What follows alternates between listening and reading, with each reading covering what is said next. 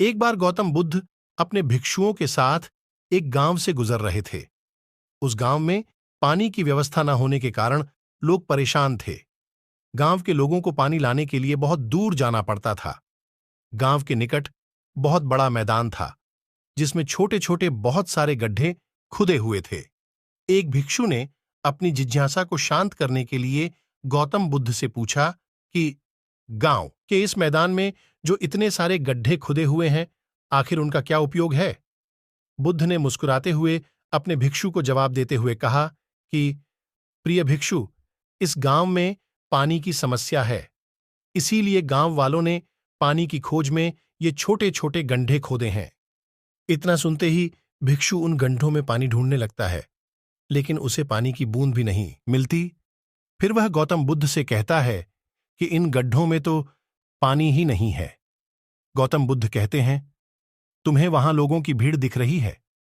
वे सभी लोग गांव से दूर एक नदी की ओर पानी लाने के लिए जा रहे हैं।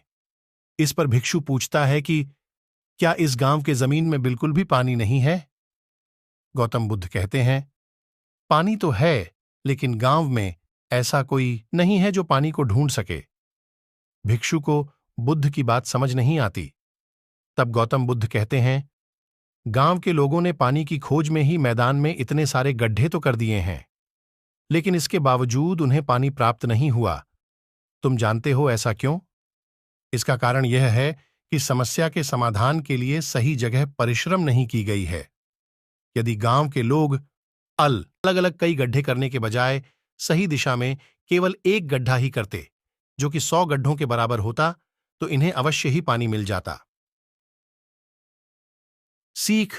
गौतम बुद्ध से जुड़ी इस कहानी से हमें यह सीख मिलती है कि मनुष्य का मन भी ठीक इसी तरह से 100 दिशाओं में भागता है, लेकिन यदि मन को एक दिशा में केंद्रित कर काम किया जाए तो लक्ष्य तक अवश्य ही पहुंचा जा सकता है और सफलता भी प्राप्त की जा सकती है। असफलता का कारण मन का चारों ओर भटकना ही है। दूसरा कहानी आरंभ कर रहे हैं। एक बार बुद्ध एक गांव से गुजर रहे थे, लेकिन उस गांव में लोगों के बीच गौतम बुद्ध को लेकर गलत धारणा थी, जिस कारण वो बुद्ध को अपना दुश्मन मानते थे। जब उस गांव में बुद्ध आए तो गांव वाले उन्हें बहुत भला बुरा कहने लगे और बधुआएं देने लगे, लेकिन इसके बावजूद भी बुद्ध गांव वालों की बात शांति से और मुस्कुराकर चुपचाप सुनते रहे। गांव वालों ने देखा कि उनकी बातों का बुद्ध पर कोई असर नहीं हो रहा है और वे विनम्रता से उनकी बातें सुन रहे हैं। गांव वाले जब बोलते बोलते थक गए तो आखिर में बुद्ध ने कहा कि यदि आप सभी की बातें समाप्त हो गई हो तो मैं अब प्रस्थान करूं। बुद्ध की बात सुनकर गांव वाले हैरान रहे, लेकिन उस भीड़ में एक व्यक्ति ने बुद्ध से कहा कि हमने तुम्हारी कोई प्रसन्नता नहीं की है, हम तुम्हें बधुआएं दे रहे हैं, क्या तुम्हें इससे कोई फर्क नहीं पड़ रहा? बुद्ध मुस्कुराते हुए बोले, जाओ, मैं आपकी गालियां या बद्दुओं को लेता ही नहीं। आपके द्वारा दी गई गालियों से भला मेरा क्या होगा? जब तक कि मैं आपकी गालियों को स्वीकार ही नहीं करता, इसका कोई परिणाम ही नहीं होगा।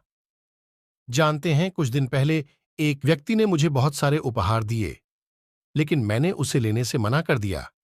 जब मैं लूंगा ही नहीं तो कोई मुझे कैसे दे पाएगा? बुद्ध ने पूछा, बताइए, अगर मैंने उपहार नहीं लिया तो उपहार देने वाले व्यक्ति ने क्या किया होगा? भीड़ में से किसी ने कहा, व्यक्ति ने अपने उपहार को अपने पास रख लिया होगा। बुद्ध ने कहा, मुझे आप सब पर इसलिए दया आती है क्योंकि मैं आपकी इन गालियों को लेने में असमर्थ हूं और आपकी ये गालियां आपके पास ही रह जाएंगी। सीख।